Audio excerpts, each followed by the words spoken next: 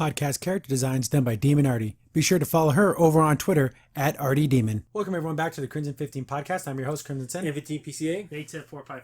Be sure to check us out over on Twitter at C15 Podcast. Join the discussion over on Discord, link in the description below. And if you're enjoying the videos, be sure to sub, like, share, and hit that bell for notifications. Star Trek Discovery Season 3, Episode 9? I think so. Season 9? Yeah. Terra Firma.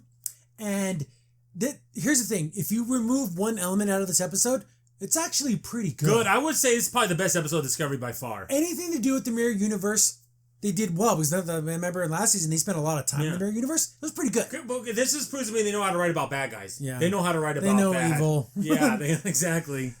But everything else, we get a little bit more about the, not necessarily what happened with the burn, but that distress signal. We learn a little bit about that. We get to see some more stuff with the Admiral. I'm like, okay, this is some... I like this Admiral, and we're just hoping he's... God, I just know they're going to make him go bad. I just get this feeling they're going to make him go bad because they're tricking us. Oh, you thought he was good. Wouldn't it be funny if he wasn't? Oh, don't. Please don't do that. He's one of the few new characters I like. Yeah, I came in with this like, oh God, he's going to be awful. I'm like, oh my goodness, he's pretty cool. Yeah. He's understanding. He's fair. He's honest. He's tough. Yeah. But he's a pretty cool dude. But there's a little element in this episode that never gets explained. Hopefully, because it's a two-parter. Because I mean, it's almost it's a fantastical. Yeah, it's too fantasy. It's almost magical. Yeah. Okay, let's show. That's how they present it. Yeah. Yeah. When we get to it, it's gonna be like a one. So we start up with 3D model rendering of pretty bad, body, and it's Mr. Goodbody. But yeah, it's like skeletal thing of Giorgio, and it's the doctor talking to that other guy with the glasses, and he's like, "Oh, I could have told you what's happening to her," and he's like, "Why couldn't you say anything?" He's like, "Well, I didn't think it would even matter." He's like, "What do you mean?" Here's the thing: he was a doctor. He wants to save his patient. Yes. He's gonna do whatever it takes within reason to save his patient. Yeah. And this guy almost doesn't seem like they give a crap. I understand she's a former member of the Terran Empire, but you have to still have a little bit of compassion. Someone. A little bit. Yeah, it's to do no harm.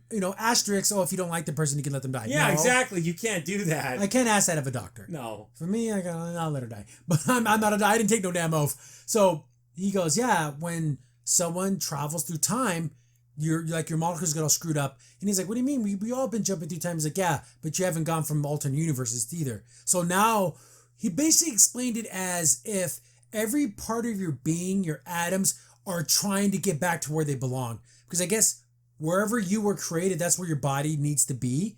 Mm-hmm. So now like her body is literally, her atoms are ripping itself apart. Yeah, it's funny. It's kind of like if you belong to one universe, go to another one, everything gets a little unbalanced. Just a tiny bit. Yeah. And that's enough to cause you to start to literally fall apart. And they even had this other Starfleet officer that went through the same thing. Because he was part of the Time Wars or whatever. Yeah. And he came from a different time and from a different universe. And he so he was going through the same thing.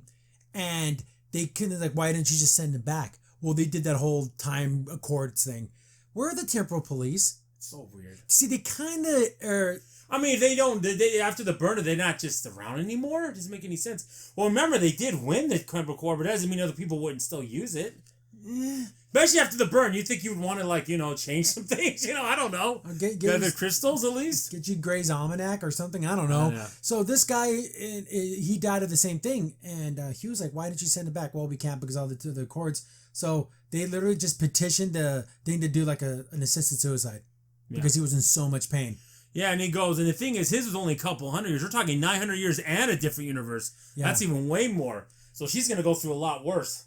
And he's like, well, maybe there's a way to save her with that data and the data we have. He's like, no, it's a waste of time. Computer brings up, there is a solution. So then he kind of has that little smoke like, I showed you. Yeah. But because we have to remember, the Discovery has that sphere data. That's been 200,000 years old. Plus lost data from their time. Yeah. Plus new data from there. So they have more information than any known by thing. Even close, yeah, in the whole galaxy by far. So it found a solution. I'm like, okay, what could this be? Like, is it going to be some chronoton crystals, some gravity well? Maybe she has to... We're thinking science. We're thinking sci-fi here. Remember that. I'm so stupid. Why was I thinking of a science answer in Trek? I should have been thinking of Star Wars answers. I'm surprised she didn't sit on the rock that Grogu was on. No. Not even Star Wars. This almost seems like Doctor Who. Yeah. It really does. It really does. Freaking rings. Yeah. So I'm like, okay, that's interesting. We're invested. We want to know what this is. Then another mess hall scene. these damn cafeteria scenes. Giorgio's sitting there, and she literally cannot like move her hand. Yeah, she can't literally move her hand to grab something. Yeah, like it's almost like debilitating. And everyone's looking at her like, again, just out of high school. It's so stupid, like he said. Yeah, so she sits all alone. Oh, she's such a nerd. It's almost like we're the cool kids. I know, right? And she's struggling, and I thought this was really nice of Tilly. Tilly sits down with her, and she goes, it kind of whispers, "Hey, if you're struggling with stuff, I can help you, and it'll be discreet, and I'm not gonna like make a spectacle out of you." What do you mean? I'm perfectly fine. She's like, "No, you're not. I saw your hand. My hand's perfectly fine. Look, it can do this. Boom!" And knocks a freaking tray on her. Oh, what are you kidding? Bitch. But she's always got to have the hard edge. Always. She wants to die. Yeah. And she wants to die like a horrible person, like a Terran. Yeah. So that's what I was saying that last time. I'm like, she's literally going to push everyone away. She wants a warrior's death. I'm going to die because everybody hates me. Exactly, right? How dare I die while people love me? I want them to hate me. So then, Tilly gets a little upset because she tried.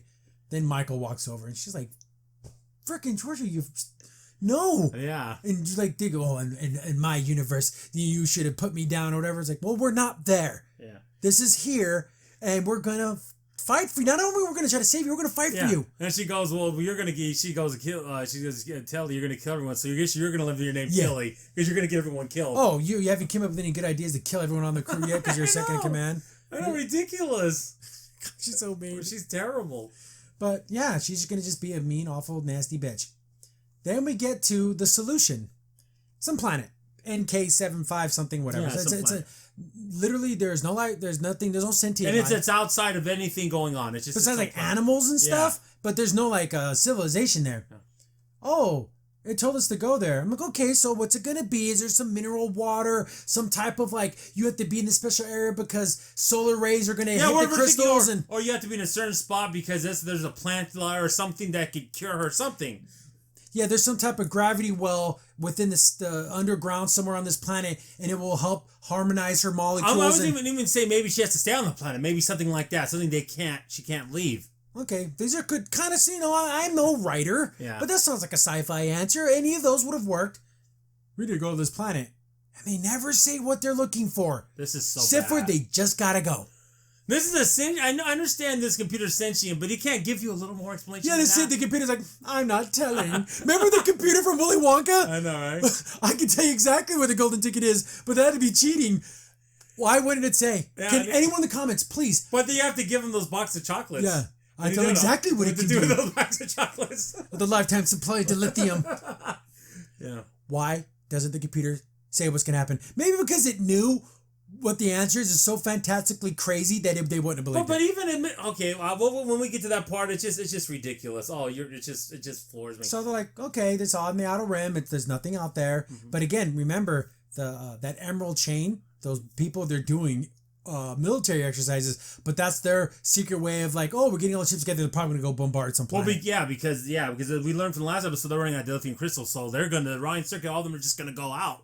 No blaze of glory. That's what they're gonna do. They said that it's better to burn out than to fade away. Yeah. So they're like, Captain Stewart's like, this is nice and all, and I do feel sorry for what she's going through, but we cannot risk the Discovery doing a mission like this. And I love that he always quotes Spock. Me, the amazing now, we think he's the one here. Yeah, literally the one. Yeah, because right now we need to be on the front lines because anything's gonna go any minute. Because there's the few, and then there's literally the one. This is really this the is one. not a nice lady. Yeah. He doesn't say that, but it's kind of like in his because she's only been awful to everybody. Yeah. But they're like, what are even the chances? 5%. Yeah. Like we're gonna risk all this for one person for a 5% chance. So it was like, I'm not doing it. And then the doctor goes, well, she'll have a 0% chance if she doesn't do it. She's gonna die. And of course the doctor's gonna do everything to save his patient. He's a good man. He was a good dude. Then, the Admiral starts talking about this and he's like, well, you know what? I'm gonna sign off on this. I say you guys go ahead and do it. And then of course Michael's super happy. Save my lady. But like Siri was like, wow, you just gonna kind of do that right in front of me, everybody. And he's like, okay, get everyone ready for this away mission. Everyone walks out and he's like, hey Siri, I gotta talk to you. He's like, this wouldn't have been your idea. He's like, no, I wouldn't have done that. He goes, but you know what? I've listened to someone who's been making a lot of decisions for a long time, a lot of bad ones, a lot of good ones, and a lot of messed up ones. You need to do this because if you basically sacrifice someone on your crew, the rest of your crew is never going to trust you. But if they know that you went out there and did this for one crew member, with Maybe the someone like 5%, Giorgio. with the 5% chance you went and did this for them, they're basically gonna love you forever. Yeah. So I'm like, okay, then. Mama, this admiral's got great wisdom. I just hope he stays good. I'm like, wow. I was literally Even like, Sue's like, I never thought of it that way. he's like, wow, thanks for, basically overstepping me and doing that. I'm like, please, God, don't make him a bad guy. See, when I said you have to do what it takes and he's really a bad guy. No, don't. Don't do that. I just... I hope not. I'm hoping he's not. I'm going to have hope and hope he's not. Because that was some hardcore freaking knowledge there. Not only that was what the Federation's all about. It's so funny how Subaru is kind of becoming more like... we have to be by the books. And then the Admiral was like that in the beginning, but now he's starting to get a little more, hey, sometimes we do get to bend things a little bit. But because he knows Discovery's so important. That's their frontline ship. They have to, it can go anywhere at any time. The other ships can't. How long should it take them to replicate the spore drive? Shouldn't take long. Especially with 900 Especially in their 3100, it shouldn't. Come on. I mean, at least the top ships. I understand not the lower class, but like anything that's a captain ship with over a crew of 2,000-3,000. Come on, let's start to get those ships going. You know what they should have done? They should have done a thing where they said, okay, we replicated it, but we done some projections, some simulations. If we have more than 10 ships doing this, it's going to rip apart the Marcelo network and we won't be able to use it. So that way you get 7-8 ships, your best ships, the enterprises of the sort, Yeah, see, there you go. That's how. Well, but you just made but you're smart. It's literally a couple lines of dialogue. I know. And it's okay, that makes sense. And then in the season finale, they got those ships ready, so now they got multiple ships. See, that's what would be so cool. Like the Discovery's getting all beat up and everything. Then you just see, and they all just jump in. That would be so cool. And then we see some like. But we'll never see that because that just would be cool. It's so cheap and it's gaggy and it's just so like, I know it makes people want to go, eh. I just love it when a bunch of ships show up and like, hey, Captain, I heard you needed a little help. Like, I love that. I always will love that, though. When they even did it in Picard, I liked it. Hey, do nothing, but... Do you need a hand? I always love that. I do, too. Even in effing freaking lower decks, when the Titan showed up, that was fucking cool. Yeah, because it's just cool. Anyways, back to the story. I just love that kind of stuff. So, Giorgio's like working out. And all 5'2", 108 pounds of this woman. I'll say in this episode, she does look a little more menacing. But my goodness, when she was in her hospital uniform the last episode, so silly. She looked like nothing. I just want to pick her up like a baby. Oh, go to sleep. You look like a nice old grandma. That's what she looks like. She's wearing her little footy pajamas. She's beating up this thing, and Michael's like, hey, calm the hell down, Giorgio. We want to save you. We got a plan. No, nothing's going to change that. No, we have a chance to save you. So we're going to do what it takes. Oh, my Michael, she would already have found an explanation. She would have done everything she could have done. And you're just sitting here talking with your words. I'm trying to help you. You make it so hard. I want to kill you. So she literally goes, oh, why don't you just fight me then? She's like, I'm not going to fight you. Oh, give me a glorious death of battle. Then she's like, well, then you'll just die. She's like trying to kill her. She like pulls like an axe. Yeah. And is literally swinging at her. And it's not like a holodeck thing because that axe goes like through that dummy. Yeah. And this is like the training area. So like, oh, you're just trying to kill her. Pulls a sword. And then Michael's like, my God, Giorgio. And you can tell she's scared. Because that's, again, even when someone's like the animal backed up against the wall, it's gonna lash out or lay there and die. She's gonna lash out. And then that side, that one the medical doctor in the future, he goes basically the guy with the glasses goes, when a Terran, especially in her position, she's gonna want to get killed. She's gonna want to go on a blaze of glory, and she'll take people with her. What is he? He's not he doesn't even wear a uniform. I think he's a scientist, but he said he studied the Terran Empire and the main universe, so maybe he's like a theorist. But he's not wearing a uniform. I don't know. It's weird. He's like an evolution of Section 31. Anyways, so like Michael basically convinces her, and they have that big old like, you're not like my Michael. And she's like, no, I'm not. But and then it's funny because she's not her Michael, and Georgia's not her Giorgio. Yeah. And like she was, you're trying to save someone who's already dead. You're not saving your Philippa. I'm different from her. He's like, yeah, and I'm different from your Michael too. So come on, we gotta work together. we can help each other. Yeah. So she kind of just agrees. He's like, hey, we got this little but you gotta wear this thing. It's like this metal bracelet, and it will turn red when you're like your molecules are getting effed up. So at least you have some type of warning, I guess. Oh, I'm about to die. Like, what? At least I know. Thank you. But it gets it's awful. She has to see her little. It's ugly. Okay, get ready to jump. They get to the planet. I'm like, okay, they're gonna scan the planet. We're gonna find out what they're gonna need. No, it's Nothing. it's probably the biggest. Like I said, this is my favorite episode, but this plot hole is bothering me. Because it really is. They literally tell them to go to the planet. That's it. Yeah. Like an effing quest in a really crappy RPG. No, it felt like Dragon Quest. This felt like something out of a Final Fantasy. It really did. Go down and go to the mountains of this, and then like, what am I looking for? You will know when you find it. Well, and that's fine for that, but this isn't that. So they're getting ready to go down. So they're wearing like their little tactical. I like their tactical vests. I always like that. They're kind of cool.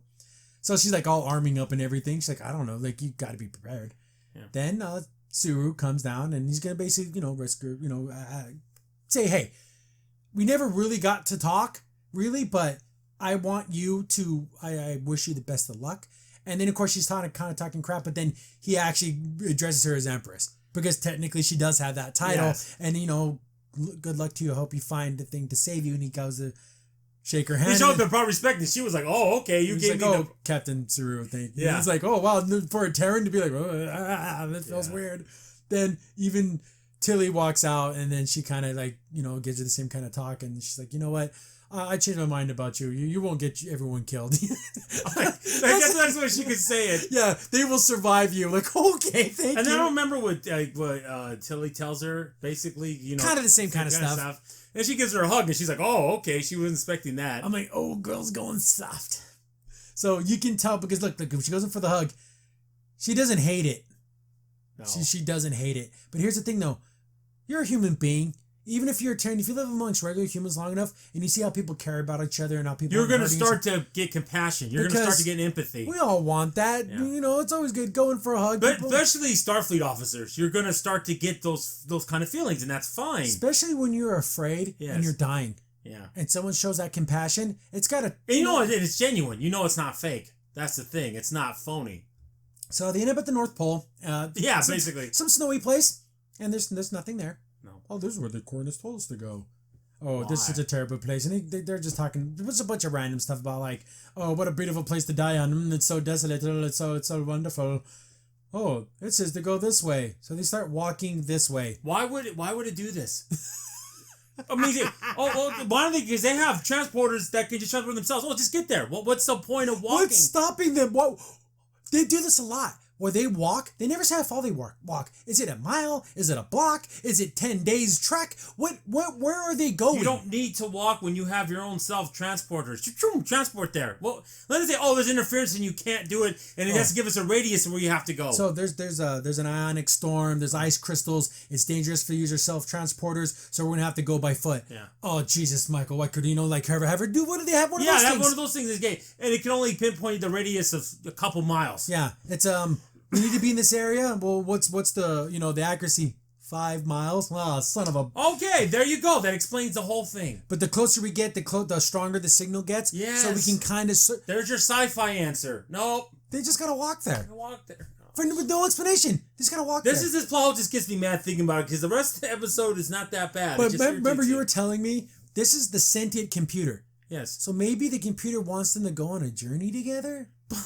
That's what I said too. Yeah, that's what I said. I didn't even remember. Oh my goodness! I just remember you're telling me maybe the computer wants them to bond. I don't know. They're sentient, but remember it came up with movie night. Yeah. So because earlier on the Admiral say, "Can we trust this?" And she goes, "Well, it did that. And it looks like it wants us to bond. It hasn't shown any malevolent behavior." Why not have the computer talk to the Admiral? I'm surprised Starfleet hasn't taken that computer technology. I know they don't want to fall in any hands, but man, that would really help. It's super weird. Anyway, so we got them going on some... It's the freaking Winter Wonderland. So they're out there just walking around. Oh, and the CGI snow looks so bad. It's iffy. It's iffy. Yeah. We get to... remember they were building that algorithm to break down that signal? Mm-hmm. So we have Adira. Adira's like, man, this thing's stupid. It's not working. I'm trying to reboot it. All these things are, it's stuck at 90%. And Stamets walks down. He's like, hey, so what's going on? I can't get this thing. And Adira's like getting frustrated. He's like, did you, when you put in the new codes for the new algorithm, did you reset the program? Of course I did.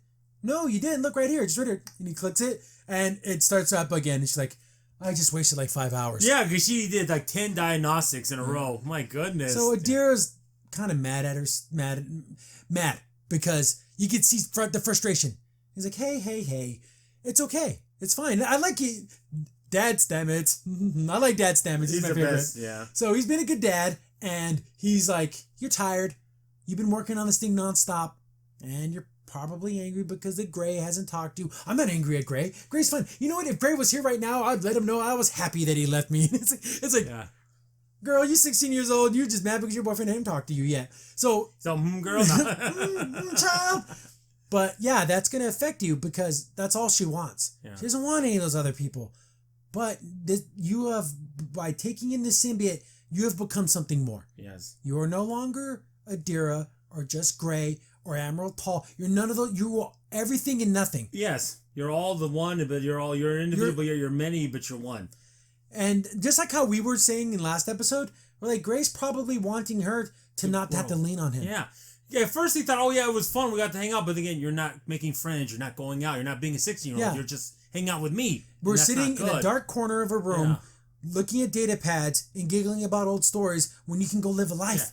Yeah. He didn't mind that at first, but then he's like, oh, this is it? I'm hurting you. You're not doing nothing else. So he wants her to reach out. He wants Adira to reach out and do those kinds of things. Okay, I get that. We pretty much called that last episode. Yeah. It's nice. So that thing's building up and it finishes. And they're like, go get Captain Suru. And of course, they don't show us. I freaking hate that. I know. Because we have to like, what did it show? Something to do with that signal. So they figured it out. Okay. Then remember how Book wanted to join? Yeah, this is our only Book moment in the whole episode. So Book's like, hey, Captain Suru, can I talk to you?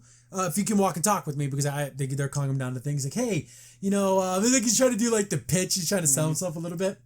He's like, yeah, you guys, I want to thank you for everything you did on my home planet. And he's like, oh, you don't need to thank us. That's what Starfleet does. And he's like, oh, that was amazing. And you know what? I was thinking about maybe sticking around and everything. And he's like, he's trying to say like not so many words that he wants to join or be like part of the crew. Mm-hmm. But he's like, we do things differently now. It's not just, oh, you're on the team. You can do stuff. He's like, but I'm an engineer. I'm an excellent flyer. I have information. He's like, hey, I know that the Emerald Chain's making moves. And they're bringing people. And then when they say training, that means yeah. And he's like, quote unquote, training. Yeah. So they're gonna do that. And Captain Suru is like, well, our information is. He's like, yeah, see, I have my information too. So who are your sources? He's like, other couriers. I'm not gonna give their names, but I got information too, so I can be like useful. I can like do stuff, man. Like he's trying to get in there. He's like, Mr. Booker, when we first arrived here, we were eager to help and we wanted to do all that we could. But we had to wait for our opportunity. And I know, Mr. Booker, you have resources. You're a good man. And the opportunity for you to prove yourself will come. But you have to wait for that moment. Yep. Okay. I like it. And he said, oh, I have to study the book. Yeah, but you got to learn protocols. You just have to. Or you want to just look at a field manual? I was like, yeah, maybe you might find it useful. Yeah. So, like, it's not just how him and Mike would go around and do stuff. So that's nice. But you know what? He didn't like reject the whole concept of how, okay, maybe I do got to learn protocol. Well, yeah, it's a starship. You got to. So I want to get the man in uniform. He looked good in a uniform. He could be in engineering. That'd be fun. Or tactical, because he's a pretty good flyer too. So Here we go. That's cool. Get back to the icy snow caps. As we're going to our village. they're good. They find Santa Claus. So they're walking. They're in a completely different area. So how long have they been walking? Has it been 10 miles? 15 miles? I have no They idea. always do this in the show where they'll walk, then there'll be someone completely different. You're thinking, my God, how long have they been walking? I know, right? So they're still just talking crap to each other, and she's just being mean, and they're scanning and stuff. I'm skipping whole bunches because it's just like really crappy dialogue. Just a lot of talk, a lot of just... Giorgio being bitchy, Michael trying to be nice. Oh, in my Terran universe, You're not in the damn Terran universe anymore. You're freaking hoe. But then there was a scene where they're talking, and then there's no snow, and then literally 1 second later there's tons of snow. That's talking about the bad snow. Yeah, it comes here. Guys, why don't you just slowly amp up the snow? Oh, it's starting to... But then it went to like heavy snowfall. Whatever. Yeah. Where are we at? It says it's right here. And this is where... Oh. This is a... I don't even know how to talk about this because they don't explain it. It's like a holodeck type craziness. It's Q level craziness. That's what I said. That's what I first thought I figured it was a Q. They turn, and there's a guy, an old British-looking dude, with like a from bowler the 20s, with a bowler hat, reading a newspaper, and there's a black in the middle of the park bench, like like someone would be reading a paper back in the 20s. Yeah. Man, have you read the news? Wow, look at that, right on the front page, and it's Giorgio dies horrible death, and it's like the Star Gazette or whatever. Yeah. That's what I thought it was because it has that kind of flair. What a Q would do. I paused it, And I'm like, what the f- am I watching? Why would the machine? Why would I know this is a sentient being? This is a high level intelligence. How would it know it was going to be there? I don't know. That's, And even if it was a Q, how would the computer know that the Q would be there? Q is so advanced they wouldn't be able to do that. Even that machine wouldn't be able to do that. It's on a different level. Okay, Q, I know, again, I'm the encyclopedia of Trek. I am not. So I know there's other powerful beings that have similar I know powers. that. I remember the Downwing. Remember the episode where Picard, that whole planet was destroyed. Besides that little house where Raquel, because that guy was a powerful being. Maybe it's one of those beings. Know what I would have done? It would have been really cool. Wouldn't it be freaking awesome if it was Wesley? Oh, that could be the As a traveler. traveler. How cool would that have been? That'd have been cool, but they're never gonna do that. Well, come on, wouldn't that have been? No, only enough what he looks like. He looks like the presence from DC, the most powerful being in DC. Yeah, He's got the bowler hat, the British, mustache. And he has like a big cigar. And then he's just being. And that's like how Georgia was like, "What the hell is this?" Yeah, what's going on? Like we were saying the same thing. He's like, "Oh, it's just a doy. You don't know what a doy is?" And he's just like being like this weird. Real obtuse, kind of odd, and then like she scans and goes, "This getting no energy readings on any of this. Like this isn't even here." She said there was a faint life signal, but then it was just kind of faded in and out. Yeah, so it's kind of like. What is this thing? But the door is rating nothing. It smiles will be nothing. Door. It's just a door. Then they're like an old fashioned door. We're talking a door from now. Then he's like, he goes, "Oh man, look at this paper here. Look at that. Ha ha, you die." Like why is he being such an asshole? Yeah. So we have this situation in the comments below. What the hell is this? I have no idea. Please explain it to me. And I'm not saying like I said like we're not I'm not aficionado, but I've seen every Star Trek episode. I have no clue. And that's just again, you can make up whatever you want. It's like a new alien. Yeah. But why would the computer? How would it know? The computer. Unless the computer's been talking to this entity, but why go to this planet? Why would this entity want to save Giorgio? I don't know. One insignificant person. I know, and then literally she goes, "Oh, I'm not dead now." And you go, "Well, this is tomorrow's paper, so you're gonna be dead by tomorrow." That's what he's telling her, basically. It's like you're asking the wrong questions, but giving you the answers before the questions, that can be quite dangerous. Like he's just being like one of those kind of 20s guys, like, I can give you the information, but it's gonna cost you. It's like exactly. It's so odd. But he's like, but you need to make that. You need to go through that door. And of course, Michael's like, well, what happens? Well, you go through it. Like he's giving all the stupid answers. They even told a couple of stupid jokes. I don't remember what they were. They were pretty dumb. Like, like the door. Like they can know like a door's ajar. It's like a stupid joke like that. Yeah, like an old fashioned joke. And then he goes, "Wow, you don't even know what a door is." Wow, you should have done some studying. That's not what I'm talking about. Is like, then she's like, you know what? I'm gonna go. She goes, "What do I gotta lose?" And then little Michael's like, "Oh, you can't do that." And I'm thinking, I'm going to die if I don't do anything. Yeah, might as well. What else do we have? We're out in the middle of the snow. And this situation is so crazy, it has to be the answer. Yeah. What else could it be? And then she starts fading a little bit. Yeah, she starts getting hurt. She's like, "Oh man, you're wasting a whole lot of time for a lady's gonna die tomorrow." So she just decides to go through. And your watch will still work, but you have to remember though, it could still go. So. Yeah, you can still, even though it stays green, you can still be toast. Yeah. But then they open the door and she walks through by herself. Because I'm thinking to myself, like, I don't think Michael's gonna follow her. No. So she goes. She's gonna walk through, and so I'm thinking, what the f? What's going on?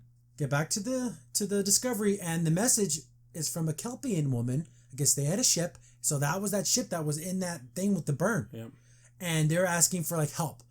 And they're like, "Oh, we sent out a message. We got contacted by the USS something or other. They're going to be here in 2 weeks. But it's been like 6 weeks.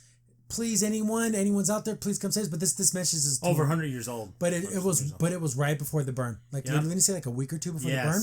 So, what's the deal? Did they cause it? Well, I don't know if they caused it or not. But I mean, Sue was like, "Oh, that's a Kelpie," and so obviously they're spacefaring now. They have ships now. So he's like, "What happened?" He's overwhelmed. Yeah, a little bit. So they have that information, and then like, well, there goes, but it's still broadcasting. Like, yeah. So that ship still must have systems up and running.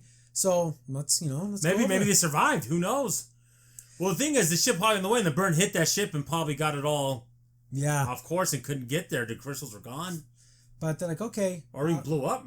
Let's, do you want to tell the Admiral? No, the Admiral's preoccupied with all that other stuff. Let's wait till you have some more concrete information. What do you think, Suru, like, is it because it was a Kelpian? Maybe. Do you think it's affecting his decision making? Yeah, because he's thinking, I can't make it personal.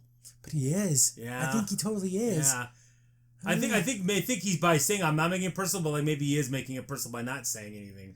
So that's that. So we found out what that signal was, but we still don't know anything about the song per se. That song is still tied. Yeah, because they said there was a distress signal in the song, or the song was a distress signal.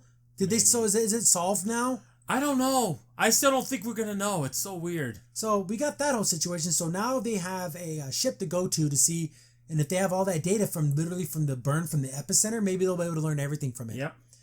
God, don't make it a Emeralds told us to do this special experiment and it caused the burn. Please don't let it be that. So it wasn't. I can't say Vulcan anymore. It's another. I keep forgetting the name of it. It's something with an N. It's no, something with a V. I think it's another name, but I don't remember. Yeah.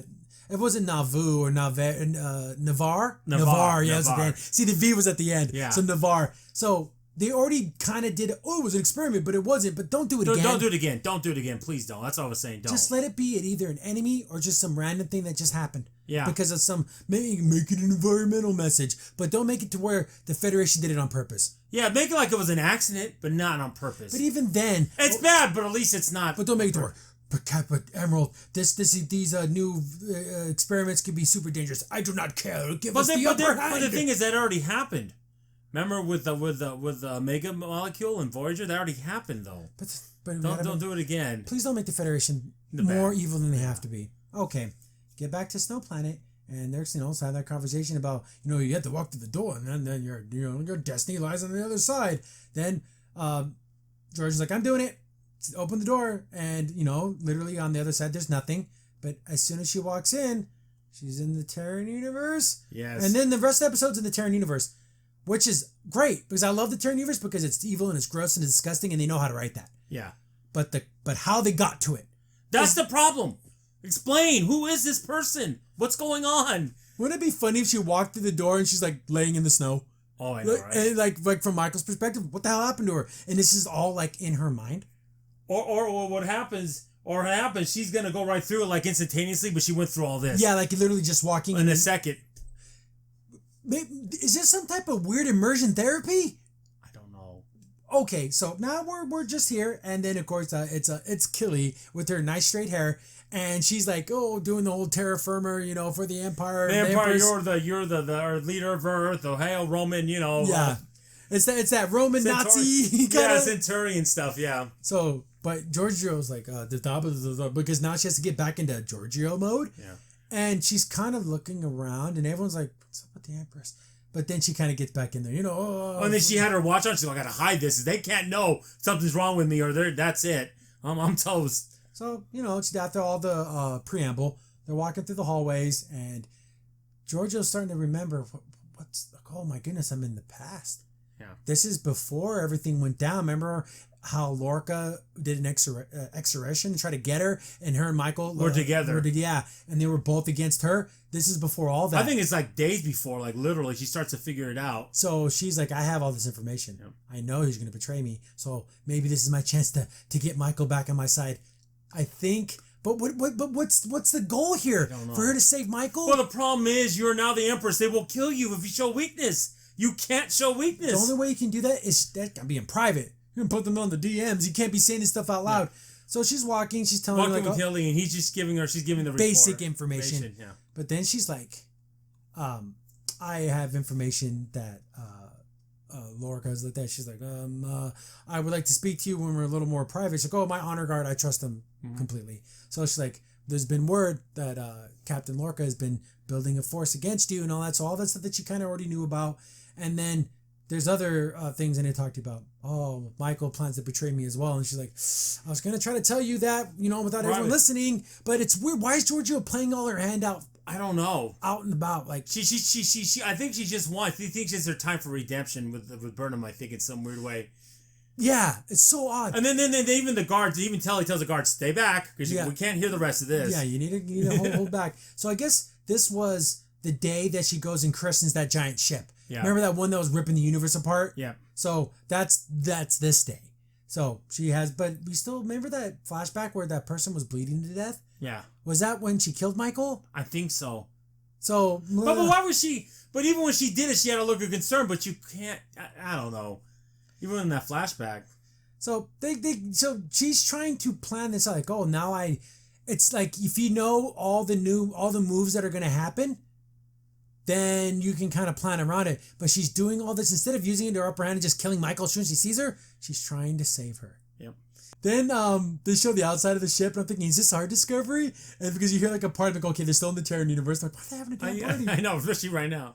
But it's just like classic Terran stuff. Oh yeah. People are dirty and nasty and drinking, and it's Being just disgusting awful, how they are. like how Klingons are on their ship, but worse. Oh yeah, because I expect more out of humans. Because Klingons even still have that faux sense of honor.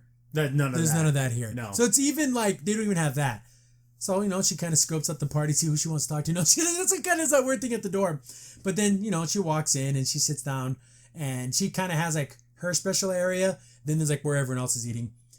And, she's kind of, they do the salute. She gets announced. And of course, she has like the world's longest freaking name. Yeah. Was she Philippa Giorgio Augustus? This huge ass name. He even took some Roman. Yeah, exactly. So of course, and then, Terra Firma for the Empire. And then that's when Michael makes her. She just has that evil, nasty. Look at that look. Oh, total wickedness. It was totally wicked. Especially that black lipstick makes her look horrible, like in a good way. So they hug. Oh, I've missed you. And it's almost like they have the knives. I know she's like they're both having each other's knives. Okay, who's gonna stab who first? So they sit down and they're talking, and they're just kind of. It's funny because Giorgio has gotten too used to regular Michael. Yes. She's like, oh, I visited that planet you were talking about. They have, he's like, oh, she's like, Giorgio's like, it's a beautiful planet. It's the architecture and the paintings. The artists, they have artists, yeah. It was amazing.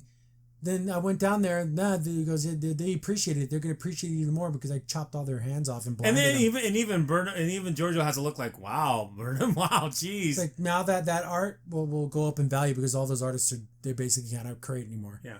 And then, I'm forgetting how thorough you were. She almost like, oh my God, I forgot how horrible this place is. Yeah, you forgot. Yeah, now you went from, oh, my Burnham to like, oh, this is what she's like. This is what she wanted. In a way, it's what you wanted this, right? So, yeah, she has that weird. But it's funny how Giorgio is pausing. Giorgio is having to think about what to say. And people are noticing. Oh, yeah. Like her armor guard, which is the lady that's on the helm, and the normal guy was looking at her like, what are you doing? Yeah, and the doctor, and then like the people they're at the staring. Bar, they're like, you're showing weakness. Yep. You really, really are. Because you're showing that you kind of care, and you really shouldn't. Then, because the Kelpians are slaves in this. They even eat them, so. Yeah. So one Kelpian guy like drops some sauce on some lady. Oh, you freaking idiot, whatever. Yeah. Oh, I'm so sorry. Well, they're basically gonna go send him to go get butchered. Yeah. And they're gonna eat him that night. And then of course they still have the fear, and it's coming. That gang that's come out. And then Suru comes. Oh, he's just it's not feeling well. It's Suru. You hear Suru's voice, but to see Suru the slave, not Suru the captain. Yeah. Literally the exact.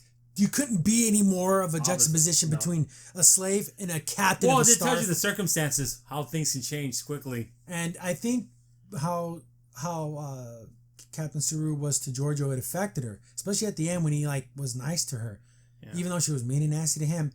Then they're gonna kill this dude, so whatever. She's like, and then Burnham goes, "Oh, they're just a waste of evolution." But then she's like, "Oh, they're not so bad. They can be used but in an evil way." But you're still showing a little, because look at the concern in her face. She has it. Then of course Suru's like, well, at least your suffering will be over tonight. It's like, oh, that's so freaking sad. I know. Could you imagine hugging your bro that's going to be made into dinner the next day? They're probably going to make him cook it. Yeah, I know. These people are gross. That's bad. Can you imagine that? That's awful. Then, so then her and Michael start talking, and then then she brings up Lorca. She's like, oh, so how's this Captain Lorca? And then Michael's like, I slept with him a couple times last year, but he bored me. Oh, I hear that he has plans to to try to take me out, basically. Well, then he'd be really going above his station or whatever. But of course, she knows you can just, Michael, you can tell me anything. It's almost like, but let me know. But real Giorgio, before coming to art, she would have just killed her. Yep. Oh, this is so great. Oh, let me do your hair. And she would have slit her throat. Yep. And she was going to betray me. And that's all she had to say, and everyone would have believed it. Then Suru comes in with drinks, and then he's like, oh, he's bringing her the drinks. I didn't ask for this. Boom, knocks it out of his hand. Oh, you're going to stay in the same fate as your friend. And they're going to have him killed. Then Georgia stands up and goes, no. And everyone's like, what? Yeah, Jesus. I'm surprised she wasn't killed right then and there. Giorgio, you can't be this way. Then she kind of saves it, she's like, this is my slave. You gave him to me. Well, I'm taking him back. He's not gonna be. You're not gonna eat him. I'm gonna make him wish he was killed. He will go through so much torture and like kind of flipped it a little bit. But the fact that you stopped it and everyone's seeing it. Everyone in the bar is seeing it. The guards are like, I don't know if I can trust the freaking Empress anymore. Yeah, because showing weakness shows that you're not trustworthy and you're something's wrong with you. That's how the Terrans think. They're not going to think any other way. So she saves Saru, and now he's like a personal hand slave. She's back in her private quarters, and he's like brushing her hair and stuff, like kind of like how how a slave would be. Yeah. And she's like, "You said your friend was sick. He's going through that whatever that disease that they have." And he's like, yes, that's what happens to us before we grow mad. But remember how those people They lied don't to go them. mad. They don't go mad. They go mad for a little bit, but then they lose their fear. And they've used fear and become better. They evolve. Yeah. That's what it is, evolution. So, but he's like, well, that's good that you know that, but how do you know that word? Yeah. At all? That's something only my people talk about. Then she does the, I hear all and see all, like that. Because you're actually concerned. Don't act like you're doing it because, I'm so evil. No, that's not the reason why, because you're concerned because he still has it. And he's like, have you heard anything that about why my Michael would betray me? Well, I don't know what you're talking about. She's like, I know that you were basically her personal slave, so tell me everything that you heard. Yeah, you tell me the whispers they said when they were in bed It's together. like, well, I've heard one officer say that they're worried about you because you seem to be losing your edge, you're losing your touch, and if you don't, because what I've learned by being a slave is whoever spills the most blood makes the laws, and everything I've seen of that is true. Well, the Terrans, that's true. And you're not that anymore. And she's like, oh, that I have changed or whatever, but it's in the Terran universe, you can't change from being a killer. No. You only change by becoming a worse killer. Yeah. Like, you got to kill more. There's no redemption for you. You can't go the other way. So then he kind of spills the beans like, yeah, Captain Lorca and Michael are gonna take you out tonight. They're gonna assassinate you, and they're gonna take your place. He's gonna take the crown and take over. And she's like, you know what? From now on, you're gonna be my eyes and ears. Everything you see, everything you hear, you come tell me about it. So, but then at the same time, she saved his life. Yep. So it's like he feels indebted. So Siru is still Siru in this universe. He still has that kind of honor about himself. Yeah. So like, okay, that shit. Now she has a good thing on the inside. She's getting all ready. So she's like in her freaking sun goddess uniform. Yeah. It's praise the sun. So because they're gonna go christen that ship, so that's why she's like in ceremonial garb. So she's on her way there, and she's walking down the halls. I thought that was kind of funny. We hear fighting, and then Michael's leaning against the wall. What is this?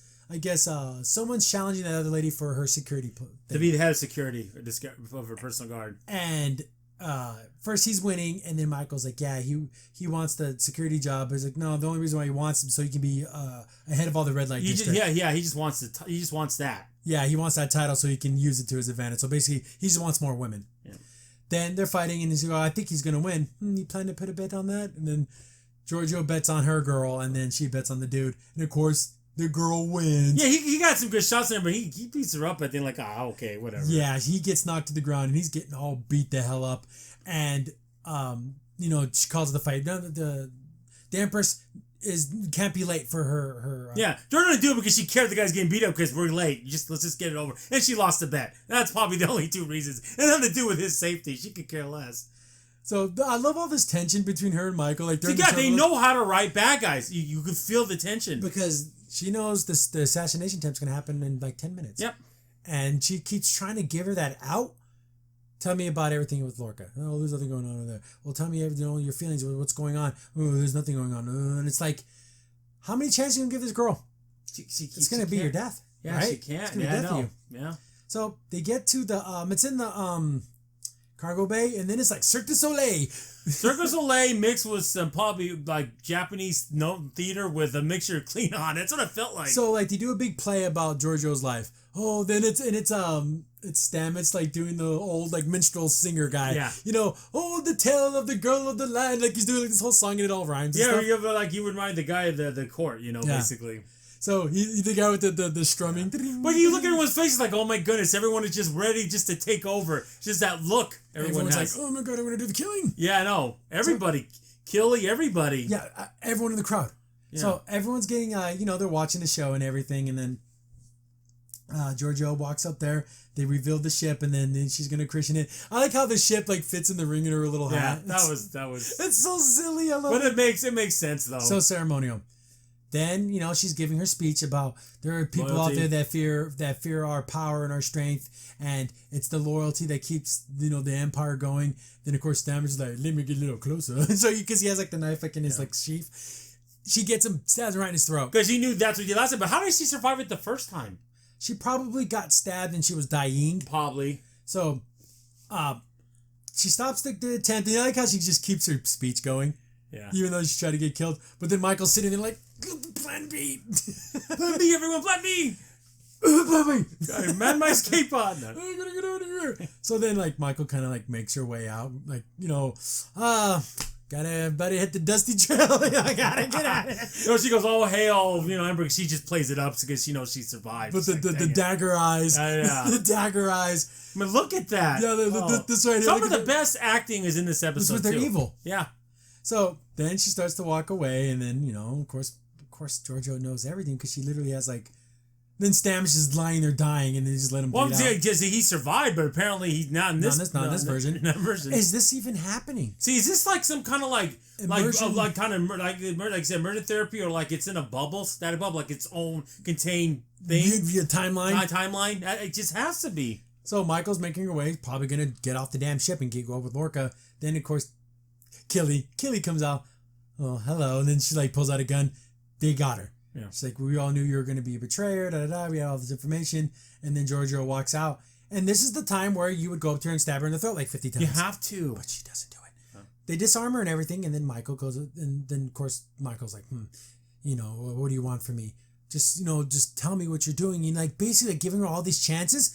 Then even everyone else is like, the F? Why are you giving us chances? Kill her. But then Michael kind of lets it all out. Oh, you owe me an answer. And then Michael's like, I don't know why, but you picked me off that dirt pile. When I was there, I was the ruler of that dirt pile. Yeah. You took that away from me. Then you took me and just made me into another version of you. You never let me be myself. You never let me. And then make she goes, decisions. I gave you every opportunity to make something out of yourself. But at the same time, overbearing mother. Yeah. But she's like, with Lorca, he loves me for me. He lets me make decisions, and he cares about me for who I am. And it's like, this is kind of an odd, real, like, conversation that's what was it saying? I mean, you're overbearing mother, and this new man in my life cares about me more than you do. And remember, they talked about that earlier, about how you saved her from the scrap heap earlier in the episode with the normal Michael Burnham. See, here's the funny thing. This is like a regular conversation. Yeah. This conversation happens every day in the world. Oh, yeah. I mean, just take away the fantastical part. Think about the part about killing everybody. Yeah. This thing kind of happens. But then, like, Giorgio, even after that, like, gives her another chance. Then she's like, just freaking kill me. She gets on her knees. What are you waiting for, Mom? Then she pulls out her sword. And it's a cool looking sword. Yeah. I like the way it looks. That's a samurai, man. It's like a samurai Viking sword. It's super cool. Then she goes, and I like how everyone's like, I can't wait to see this. I know, right? Look at Gilly's sadistic, face. Man. Dude, I want to see someone get their head chopped off. We're going to get some blood spilled today. Then she...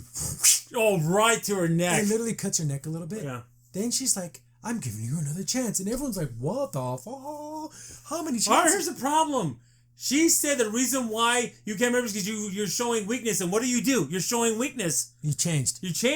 You're proving her point. They're probably going to go to her side now. What are you doing? Look how disappointed Killy is. Oh, Man, yeah. I want to see my head flying in the air. It's so funny because she's such great friends.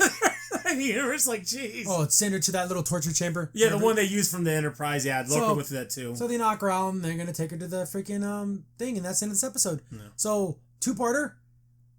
Again, you take out the fantastical bowler hat man. Yeah, the Narnia-looking part.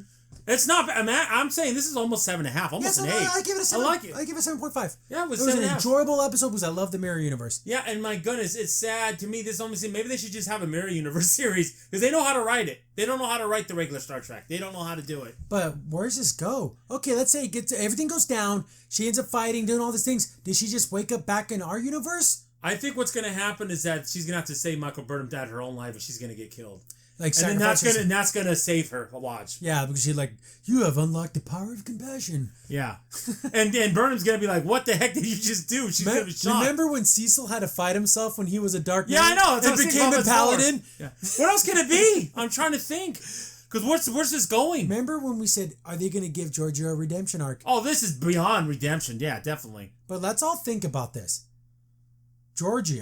Empress Giorgio, with her bare hands, has killed hundreds, thousands of people. And probably sent billions to death. Sent people to kill people that she saw die in front of her. Probably a couple Because at hundred this point, they're thousand. fighting the Klingons. She's killed countless Klingons. She's killed countless... How many Cardassians? lives have died through her orders? Oh, Billions. Billions. This girl don't deserve no redemption. Would it make more sense if it would have been like when she first became Empress? Okay, then she didn't hurt anyone technically, maybe then. She killed her way to the top. But then maybe that could have been redemption because she could have saved so much more lives. At this point, that horse out of the barn already. Maybe this is that whole thing. Remember how they become like a republic? Maybe, but that's not until the far future, though. Well, they're already flipping everything around anyways. Yeah, maybe. It's as if they changed the canon from Terra now. Mine doesn't bother me as much. So, but do I want to see the next episode? Yeah, I actually do want to see what they go with. But this. I just want to see what's the end result and what's this man with a bowler hat, like you said, the British My God, guy. if they don't, if as soon as they go away and then he turns around, he turns into John Delancey. Okay, but why choose this different persona? Like, why do that? Yeah, I mean, at this point, because Mariner knows who he is. That's like Yeah, they're like personal friends. Oh, sure, okay. So fucking stupid. I swear, as long as Clippy doesn't show up. Yeah, I know, right? Why doesn't Clippy show up? Or Badgie. Oh, Badgie, I forgot. I'd say Clippy You because can it get sounds a stupid. Christmas tree ornament of that stupid ass character. Yeah, that Riker 79. I want those two. I don't want Badgie. Oh my God. But yeah, Mirror Universe stuff was cool. I like it. But they gotta explain that bowler hat guy, the cigar in the newspaper. They gotta explain it. My God, they gotta explain it. Yeah. Hey, computer. Thanks for giving us information. Who the hell was that guy? Like, just. And then he's right there and he winks and disappears. What is this holiday special? What is this? Some kind of Christmas miracle. He goes and turns into a snowflake. What the fuck? He's looking for George Bailey, okay? I finally earned my wings. I know. It's so weird. Why? Just explain it. Yeah, this is like A Wonderful Life, but with the Terran universe. And literally, the ship didn't detect any of this? No anomalies. That little badge could detect. I know it's from the future, but they didn't detect it? Nothing. There's an alien creature down here that looks like a British man. But remember, they were standing right next to him, and her thing scanned kind of a life form. Maybe. But still, I don't know. It's so bizarre. But yeah. Take that part. It's not bad. It really isn't. No, not that bad at all. I'm shocked to say it because it's bad guys, though. That's the only reason why.